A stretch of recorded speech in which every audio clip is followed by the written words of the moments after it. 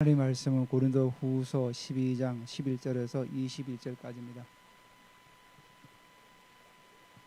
고린도후서 12장 11절에서 21절까지입니다.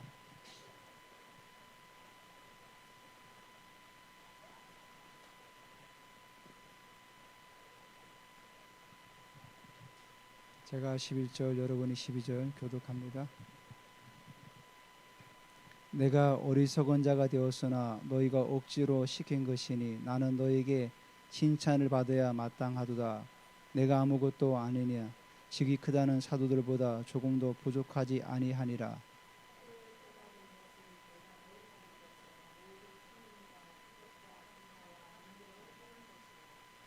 내 자신이 너에게 폐를 끼치지 아니한 일밖에 다른 교회보다 부족한 게 한 것이 무엇이 있느냐. 너희는 나의 이 공평하지 못한 것을 용서하라.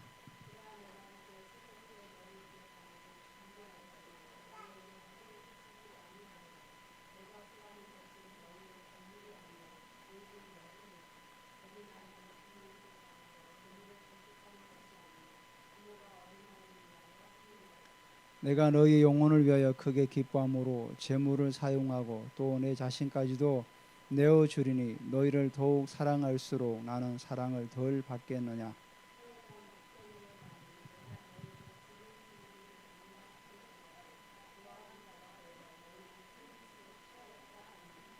내가 너에게 보낸 자 중에 누구로 너희의 이득을 취하였느냐.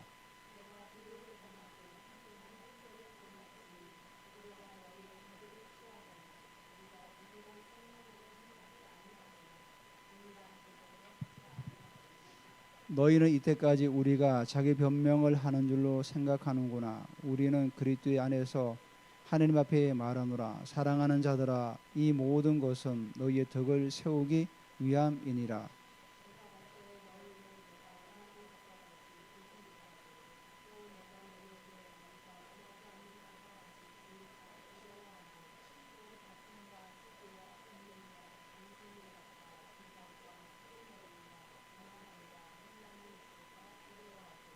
또 내가 다시 갈 때 내 하나님이 나를 너희 앞에서 놔두실까 두려워하고 또 내가 전에 죄를 지은 여러 사람의 그 행한 바 더러움과 음란함과 호색함을 회개하지 아니함 때문에 슬퍼할까 두려워하노라. 아멘. 오늘 우리 부활주일인데 옆에 분하고 같이 한번 인사합니다. 주님 부활하셨습니다. 주님 부활하셨습니다.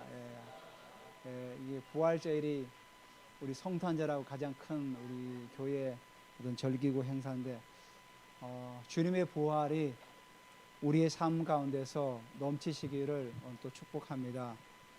우리가 부활이 없다면은 우리는 여전히 죄 가운데 있다고 고린도전서에 말씀하고 있죠. 왜냐하면 죽음의 권세도 깨뜨리지 못했는데 어떻게 우리가 구원을 받습니까? 그래서 원래 그 사단은 죽음을 주장하지 않습니까? 그래서 죄의 결과로 죽음이 왔어요. 그래서 죄의 삭은 사망이다. 그래서 이 사망이 바로 사단이 쥐고 있는 권세죠. 근데 예수님께서 그 사망의 권세를 깨뜨리심으로 부활하심으로 우리에게 죄사함과 권능을 우리에게 부어 주신 거죠. 그래서 부활은 너무나도 중요합니다. 그래서 여러분 삶 가운데도 부활의 능력이 날마다 삶 가운데 있으시기를 예수 그리스도의 이름으로 또 선포하며 또 축복합니다. 지난번에 12장에서 바울이 연약함을 많이 자랑하지 않았습니까? 그러면서 나는 환상과 계시도 보았다. 그러니까 거짓 사도들이 환상과 계시를 본 것을 고린도 교회 안에서 많이 자랑하다 보니까 바울이 부득불 자랑할 수밖에 없었던 거죠. 나도 사실은 그런 계시를 봤지만 지금까지 입을 꾹 다물고 있었는데 얘기를 하는 거죠. 그래서 바울이 뭐라 그러냐면 정말 이게 자랑하는 것이 정말 어리석은 일이다. 그지만은 정말로 고린도 교회를 위해서 자랑을 할 필요가 있었던 거죠. 그래서 그 환상과 계시를 또 보여줬고 또 그리고 바울의 육체의 가시에 대해서 자랑했죠. 왜냐하면 가장 연약한 부분을 하나님 앞에서 세워지는 게 너무 중요했기 때문에.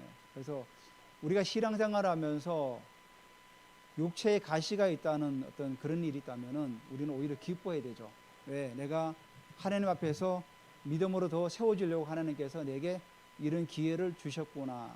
원망하고 불평하는 것이 아니라 오히려 그것을 삼아서 하나님 앞에 더 겸손하게 나아가는 게 필요하죠. 신앙생활 하다가 교회를 떠난 분들 종종 만나보잖아요. 그럼 그분들 한결같이 하는 얘기가 성도에게 시험 들고 또 목사님에게 시험 들고 여러 가지 시험을 들어도 결국 교회를 떠난 분들이 굉장히 많아요. 자, 그분들하고 그러면 바울은 배를 수없이 맞고 고난을 당했는데 왜 교회를 안 떠났을까? 하나님을 떠나지 않았을까? 한 가지 차이죠. 이 육체의 가시가 결국은 나를 세워나가는 거, 나를 하나님 앞에서 부족하지만 나를 강하게 하시기 위해 때문에 이런 육체의 가시를 줬다고 믿기 때문이죠. 근데 그런 걸 믿지 못하면 어떡합니까? 나는 교회를 다니는데, 나는 예수님을 믿는데 왜 내게 이런 어려움이 올까? 왜 난 자꾸 이게 안 될까? 여기에 주저앉는 분들이 굉장히 너무나 많아요. 하나님은 그 과정을 뚫고 나아갈 때 하나님께 더 큰 것으로 우리에게 은혜를 입혀 주신다는 사실을 모르는 거죠. 그래서 많은 이들이 그런 부분들에 넘어져 가지고 결국은 교회를 떠나고 나가는 거죠. 안타까운 사실이죠. 저도 우리 그 일터에 보면은 한 분이 교회를 다녔대요. 우리가 이제 교회 얘기하고 전도 얘기하니까 자기도 교회를 다녔다는 거예요. 그러면서 왜 교회를 떠났냐고 물어보니까 이분이 이제 예전에 이렇게 재혼을 했는데 하여튼간에 헌금 때문에 아마 그런 것 같아요. 헌금 때문에 이제 좀 마찰이 일어나가지고 떠났다고 그러더라고요. 그래 참 이게 어떤 이런 부분에서 우리 돌파하지 못하고 넘어가지 못하니까 그렇구나. 그래서 우리에게 여러분 만약에 우리에게 육체의 가시가 온다 그러고 있다 그러면은 그거를 뛰어넘고 나아가길 바랍니다. 그걸 뛰어넘지 못하면 늘 우리는 그 수준에 머물러서 넘어갈 수가 없어요. 어린아이가 엉거멍 기다가 걷죠. 걸을 때 잘 걷습니까? 넘어지죠, 당연히. 넘어지고 또 넘어지고. 그렇지만 어떡합니까? 계속해서 도전하는 거죠. 신앙인도 마찬가지예요. 엉금엉금 걸음마를 걷다가 그런 어려움에 넘어지고 또 자빠지면서도 또 걸어가는 거죠. 걷다 보면 어떡합니까? 나중에는 잘 걷게 되는 거죠. 신앙생활도 바로 그런 것들이에요. 우리에게 신앙생활 하면서 어려움이 온다, 힘든 일이 온다 그러면 어떡합니까? 포기하고 난 이제 신앙생활 하지 않아. 이것이 아니라 계속 도전하는 거죠. 돌파하는 거죠. 주님은 우리에게 그런 돌파하라고 우리에게 믿음을 주시는 거죠. 거기 넘어져 자빠져서 헤매는 인생이 아니라 그걸 극복하고 나갈 때 우리가 하나님 앞에 더 성숙한 신앙으로 또 우리가 사회생활 하면서 더 큰 일을 맡을 수 있는 그런 자리까지 나갈 수 있습니다. 여러분, 우리가 세상에서도 성공하는 분들 보면은 많은 고난과 역경을 겪지 않습니까? 실패하고 또 실패하고 또 도전하고 또 도전하고 마찬가지예요. 신앙생활도 마찬가지입니다. 우리에게 어려움이 올 때 그거를 자꾸만 극복해 나가려고 믿음을 자꾸 달라고 하십시오. 그럴 때 우리가 뛰어넘을 수가 있는 거죠. 바울이 지난주에 얘기했던 게 그거죠. 내가 육체의 가시가 있었는데 나는 포기하지 않았다. 나는 육체의 가시를 하나님께 3번이나 구했다. 제가 3번을 뭐라고 그랬죠? 평생을 기도한 거예요, 사실은요. 근데 하나님께서는 돌려온 대답은 내 은혜가 내게 족하다. 왜라 그랬죠? 이는 내 능력이 약한 데서 온전해지기 때문에. 정말 우리가 겸손하게 하나님 앞에서 무릎을 꿇을 때 하나님은 능력으로 임하신다는 거죠. 내가 돈이 많고 내가 능력이 있으면은 하나님 찾지 않지 않습니까? 그래서 예수님께서 뭐라고 말씀하시냐면은 부자가 천국에 들어가는 게 어렵다. 왜? 자기 재능이 있고 자기 능력이 있으니까 하나님보다는 물질에 더 의존할 수밖에 없는 거죠. 그래서 예수님의 제자들 가운데 부자들이 있었습니까? 거의 없었어요. 세리 마태가 부자였죠. 세리장이었으니까. 근데 예수님 따라가니까 다 내려놓고 떠났어요. 다 내려놓고. 주님, 저는 세리이기 때문에 돈이 많아가지고 저는 갈 수가 없어요. 저는 일을 계속 해야 돼요. 근데 이 마태는 즉시 따르더라. 근데 예수님께 또 한 청년이 있었죠. 부자 청년이. 내 것을 다 나눠서 어려운 사람이 나눠주라니까 어떡하죠? 근심해서 못 따라간 거죠. 주님은 더 큰 것을 그에게 주려고 했는데 그는 받지를 못했던 거죠. 왜? 지금 눈앞에 있는 것들이 너무나도 아른아른 거리니까 못 놓는 거죠. 우리의 신앙은 계속 돌파해 나가는 거예요. 돌파할 때 우리가 믿음이 자라가는 거예요. 자라가면 하나님께 더 큰 것을 맡기고 더 큰 일을 맡기시는 거죠. 자, 오늘 우리가 본문 11절로 돌아갑니다. 내가 어리석은 11절에 이제 바울이 사도의 표를 자신을 변론하는데, 내가 어리석은 자가 되었으나 뭐라고 하죠? 너희가 억지로 시킨 것이니. 자, 바울이 사도를 자랑하고 환상과 계시를 자랑하고 막 능력을 자랑하지 않았습니까? 근데 이 모든 것들이 뭐라고 그러죠? 어리석은 일이라는 거예요. 근데 이 어리석은 게 뭐라고 그러죠? 너희가 시킨 거라는 거예요. 나는 하고 싶지 않은데 너희가 억지로 시킨 거다 그러는 거예요. 왜 억지로 시켰다고 바울이 이렇게 표현하죠? 고린도 교인들이 거짓 사도들이 들어오고 거짓 선생이 들어와서 고린도 교인들을 미혹했어요. 막 미혹하니까 그러면 어떻게 됩니까? 우리가 알던 바울은 그런 사람이 아니다. 바울은 정직하고 겸손하고 정말 자기가 텐트를 만들면서 일하면서 우리를 섬겼다. 이렇게 인정해 줘야 되지 않을까요? 그런데 고린도 교인들은 거짓 사도와 거짓 선생들에게 부하내동해서 그들의 말을 따른 겁니다. 그래서 부득불 바울은 어리석은 일이지만은 자랑을 했던 거예요. 왜냐? 고린도 교인들을 생각해서는 그들을 그 미혹에서 빼내기 위해서는 바울이 여러 가지 많은 것들을 자랑할 수밖에 없었던 거죠. 그래서 여기 뭐라고 하냐면 너희가 억지로 시킨 것이나 마찬가지다 이거죠. 그래서 뭐라죠? 나는 너에게 칭찬을 받아야 마땅하다. 바울은 낮에 텐트를 만들고 밤에 또 그들을 섬기고 또 쉬는 날이면 이렇게 함께 섬기면서 고린도 교인들을 자비랑으로 섬겼죠. 그러면 마땅히 어떻게 하죠? 바울을 칭찬해 주는 게 맞는 거 아닙니까? 사례비 한 푼도 안 받고 해주는데, 근데 사실은 나중에 고린도 교회에 들어온 사람들은 사례를 받았어요. 사례를 받고 했죠. 제가 나중에 그 부분을 또 설명을 한번 드릴게요. 그래서 나는 너에게 칭찬을 받는 것이 당연하다는 거죠. 내가 아무것도 아니나, 물론 여기서 겸손의 표시죠. 바울이 하나님 앞에서 내가 지금 아무것도 아니지만은 너희들에게는 좀 칭찬을 받아야 되는 게 마땅하다. 그래서 여기 직이 크다는 사도들, 이게 누구죠? 바로 거짓 사도들 말하는 거죠. 자기들은 능력이 있고 사례를 받고 하니까 우리는 능력이 있다. 그래서 자기들은 스스로 크다고 말하고 있는 거죠. 그래서 지극히 크다는 사도들보다 조금도 부족하지 아니하다. 그래서 부족하지 않은 이유가 이제 12절에 나오죠. 사도의 표가 된 것, 사도가 된 증거를 말하는 거죠. 내가 너희 가운데서, 고린도 교인들 가운데서 모든 참음과 표적과 기사와 능력을 행한 것이라. 자, 표적이 뭐죠? 하나님의 능력을 나타내는 하나의 표시죠. 기사는 뭐 기적과 같은 거죠. 능력은 뭡니까? 기사와 기적을 나타내는 힘의 근원. 그래서 그 사람 능력이 있다 이러죠. 바로 기적과 기사를 나타내는 능력의 근원이 바로 이 능력을 말하는. 자, 근데 바울이 12절에 모든 참음이라 썼어요. 참음이 뭐냐면 헬라어로 히포 모네. 그 히포가 어떤 뜻이냐면은 누구 아래 있다는 거예요. 자, 이 말이 뭐냐면은 바울은 모든 참음, 사실 이 모든 참음이라는 게 우리 일반인도 참을 수 있지 않습니까? 내가 배고플 때 좀 참을 수 있고 아픈 것도 참을 수 있고 한데, 여기서 모든 참음이라는 그 의미가 어떤 의미냐면은 나는 예수 그리스도 밑에 항상 있었다 이 말이에요. 누구 아래, 그 아래가 바로 나는 주님 아래 항상 있었다. 내가 모든 능력을 행하고 살아가는 그 일에서는 항상 예수 그리스도의 그 능력 아래 나는 살아왔다. 나는 항상 예수 그리스도께 정렬돼 가지고 사역을 했다 이거죠. 나는 인간의 밑에서 사역을 한 것이 아니라 나는 주님 밑에서 사역을 했다. 그래서 내가 하는 모든 사역은 결국은 주님만 드러내고 주님만이 영광 받으시기 위해서 나는 주님 아래에서 사역을 했다. 때로는 어떤 사람들이 사역하다가 잘 나가면 어떡합니까? 주님 안중에도 없고 자신을 드러내죠. 이단들이 왜 나타납니까?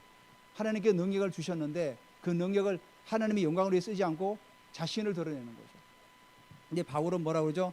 나는 모든 참음, 나는 모든 능력이 바로 예수 그리스도로 왔기 때문에 나는 그분 아래 항상 있습니다.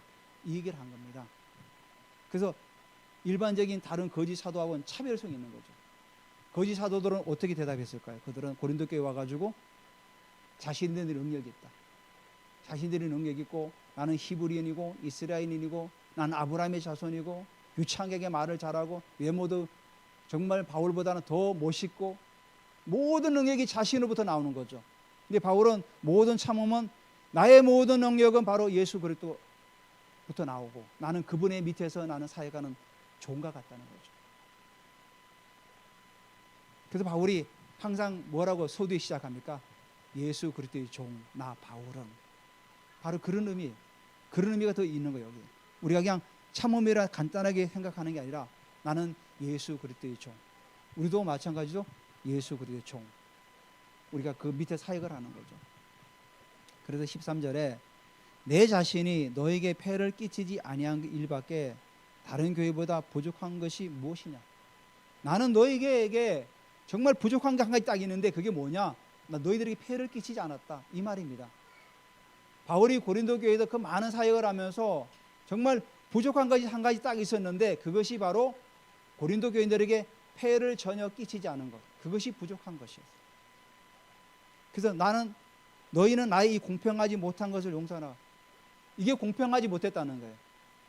왜냐하면은 바울은 마게도냐 교회로부터는 사례를 받았어요. 빌립보 교회, 베레아 교회, 데살로니가 교회 이런 교회로부터 사례를 받았어요. 근데 바울이 사례를 달라고 해서 받았을까요? 그렇지 않아요. 그들이 자발적으로 준 거예요. 사도 바울이 헌신하고 노력하니까 우리가 조금이라도 보태가지고 바울의 사역을 좀 도와야 되겠다. 그래서 사례를 자기들이 모아서 드린 거예요. 근데 고린도 교회는 이들은 부유했어요. 고린도 교회가 상업도시고 굉장히 부유한 도시인데도 바울에게 사례비 줄 생각을 하지 않았던 거예요. 그러니까 바울이 나에게도 사례비를 좀 달라 이렇게 말할 수 없잖아요. 바울 입장에서는. 바울이 하나님 앞에서 일하는데 그들에게 사례비를 달라고 이렇게 말할 수가 없었던 거죠. 그런데 고린도 교회가 알아서 만약에 바울에게 사례비를 챙겨 드렸다면은 괜찮은데 이들은 전혀 거기까지 생각하지 못한 거예요. 그래서 바울은 다른 교회에서 사례를 받아서 고린도 교회를 섬긴 거예요. 오히려. 그러니까 이 일이 공평하지 않았다는 거예요. 너희들에게 사례를 받지 않고 폐를 끼치지 않았던 것이 너희들에게는 공평하지 않았다. 왜? 다른 교회는 모두 사례를 받고 폐를 끼쳤는데 너희 교회만 사례를 받지 않고 폐를 끼치지 않았다는 거예요. 그 얘기를 지금 하고 있는 거예요. 그래서 11절부터 13절까지가 사도가 이제 어떤 표로서 그들에게 나타냈던 마지막 변론이죠. 바울의. 자, 그러면서 두 번째로 바울이 이제 세 번째 방문을 예고를 해요. 보라, 내가 이제 세 번째 너에게 가기를 준비하였으나. 사실 성경에는 바울이 고린도 교회를 한 번만 간 걸로 나와요. 사도행전을 보면 한 번만 간 걸로 기록돼요. 근데 바울이 우리가 알지만은 근심의 방문이라고 에베소에서 3년간 사역을 할 때 고린도를 잠시 다녀왔던 거죠. 근데 그때 다녀왔는데 굉장히 좀 좋지 못한 환경 가운데서 돌아오게 되었죠. 그래서 근심의 방문. 그래서 디도편에 눈물의 편지를 보냈던 거죠. 그것이 바로 두 번째 방문이었던 거죠. 근데 성경에는 기록되지 않았지만은 근심의 방문으로 바울이 고린도 전후서에 기록되어 있어요.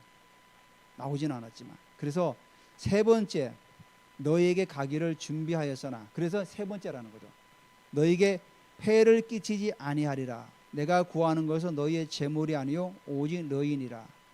그러니까 바울이 고린도 교회를 방문하는 것이 고린도 교인들의 헌금과 재물을 원했던 것이 아니죠. 근데 왜 이런 얘기를 했을까요? 고린도 교회 안에 이런 이유가 있었던 거죠. 왜냐하면 거짓 사도들이 성도들을 계속 미혹해가지고 바울이 고린도 교회로 오는 것은 재물을 얻으려고 오는 것이다. 이렇게 자꾸 속이니까 거기 자꾸 넘어갔던 거죠. 그러니까 내가 너에게 폐를 끼치지 아니하고 너희에게 가는 이유는 뭐냐면은 너희를 보기 위한 거죠. 그 여기 나오죠. 설명이 어린아이가 부모를 위하여 재물을 저축하는 것이 아니요 부모가 어린아이를 위하여 하느니라. 그래서 15절에 내가 너희 영혼을 위하여 크게 기뻐함으로 재물을 사용하였고 또 내 자신까지도 내어주리니 너희를 더욱 사랑할수록 나는 사랑을 덜 받겠느냐. 그러니까 바울이 고린도 교회를 방문하는 것은 결국 뭐죠?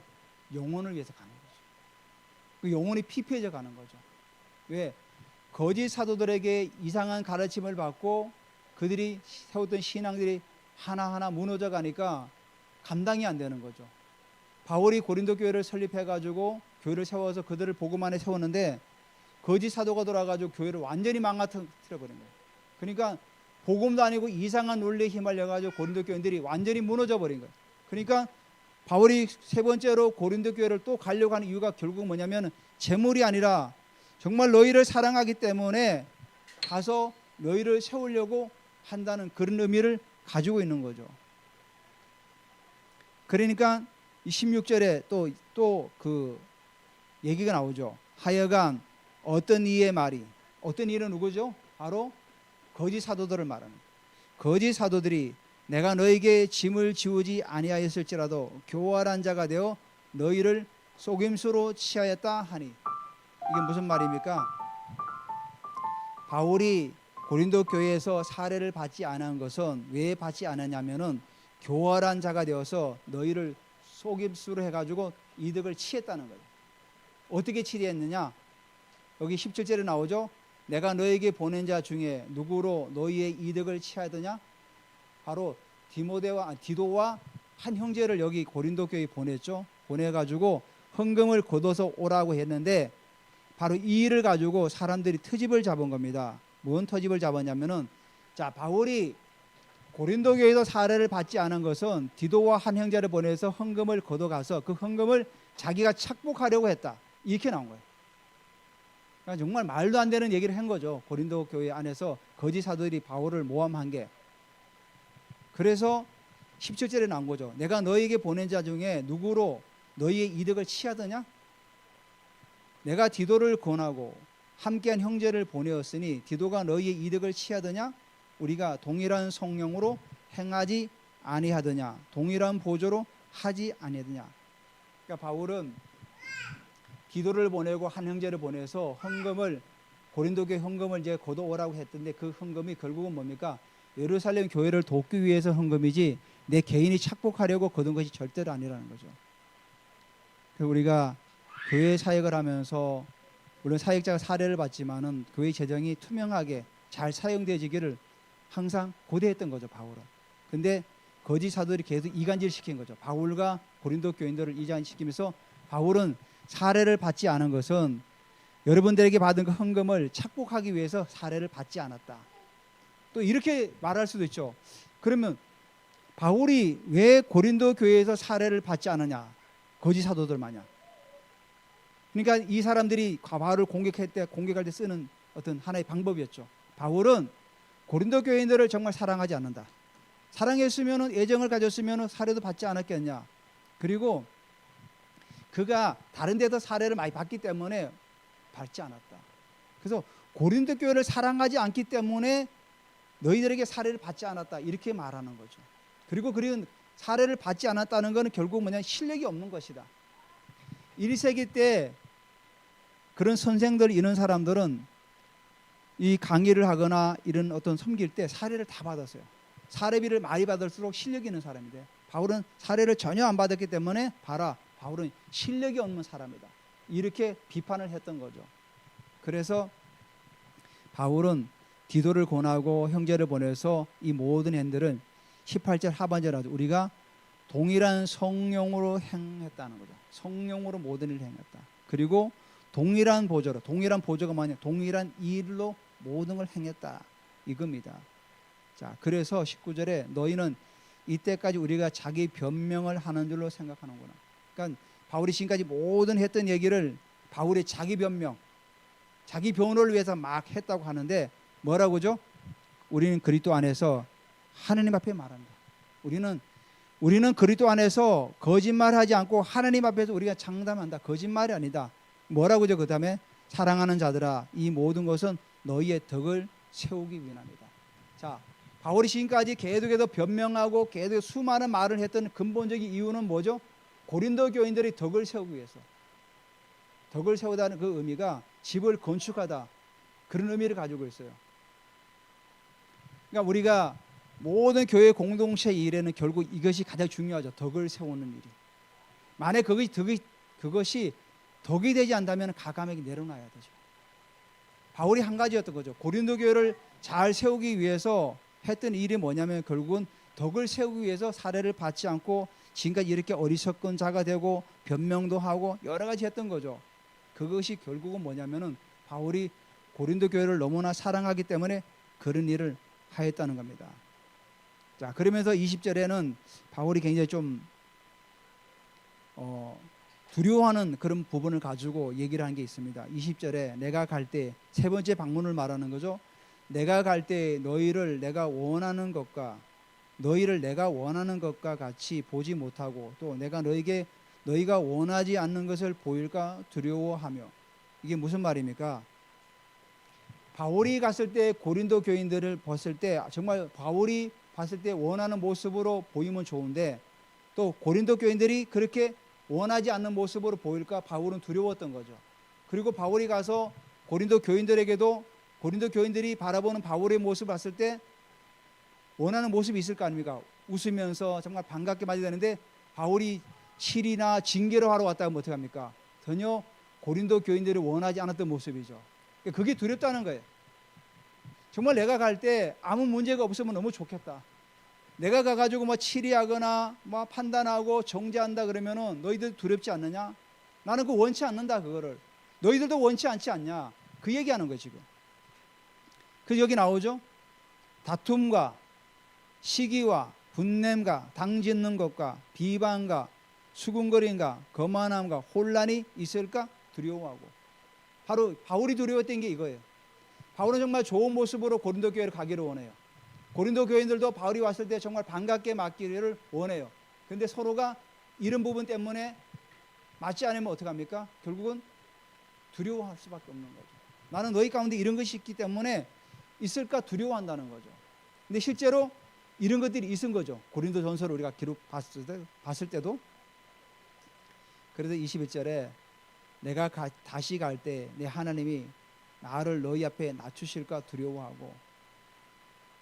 하나님이 나를 낮추신다는 게 뭡니까? 낮추시는 게 두렵다는 게.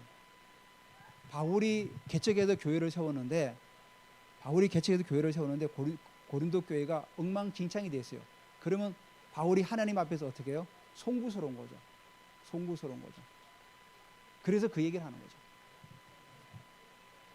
내가 전에 죄를 지은 여러 사람의 그 행한 바 더러움과 음란함과 호색함을 해결하지 아니함 때문에 슬퍼할까 두려워요. 아직도 이 부분이 해결되지 않았던 거죠. 그래서 바울은 이런 부분을 두려워하기 때문에 빨리 이 부분을 해결하라는 거죠. 해결하고. 그러니까 바울이 이런 것 때문에 가는 것이 두렵다는 그 의미는 결국은 뭐냐면은 고린도 교회 안에 이런 일들을 빨리 해결해라. 내가 가기 전에 해결하고 하나님 앞에 올바로 서라. 이런 권면이죠. 우리가 고린도전서 후서 이제 12장을 이제 마치고 나가는데 오늘도 우리가 이런 부분을 통해서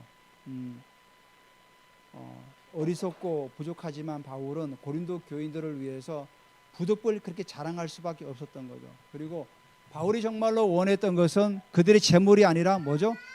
그들의 영혼, 한 영혼이 너무나 중요했다는 겁니다.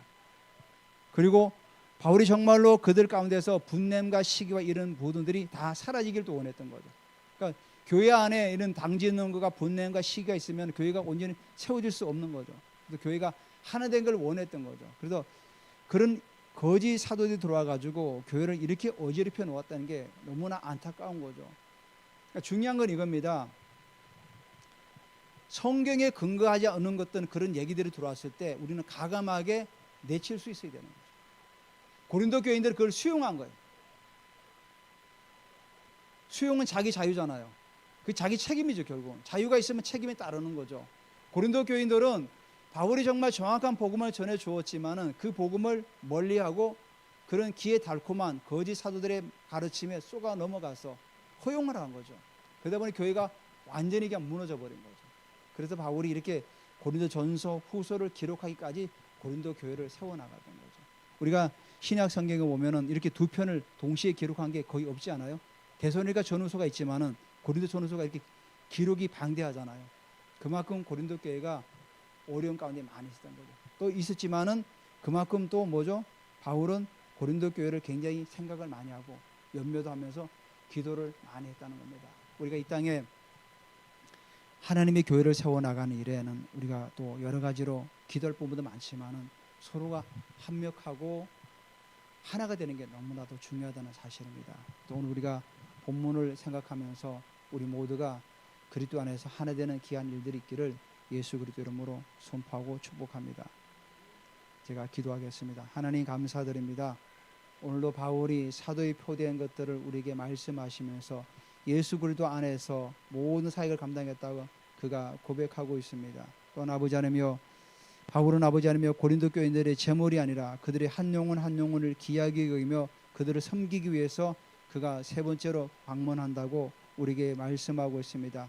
우리 하나님 아버지여, 악한 자들이 교회에 들어와 가지고 교회를 해방하고 또 교회를 비방하고 이간질시키는 그 모든 것들을 우리가 보았는데, 우리가 하나님의 교회를 섬기고 세워나가는 귀한 일에 성경의 외적인 것들은 다 우리가 거절하고 짠날릴 수 있는 그런 믿음을 우리에게 허락하여 주시옵소서. 감사드립니다. 예수 그리스도 이름으로 기도드립니다. 아멘.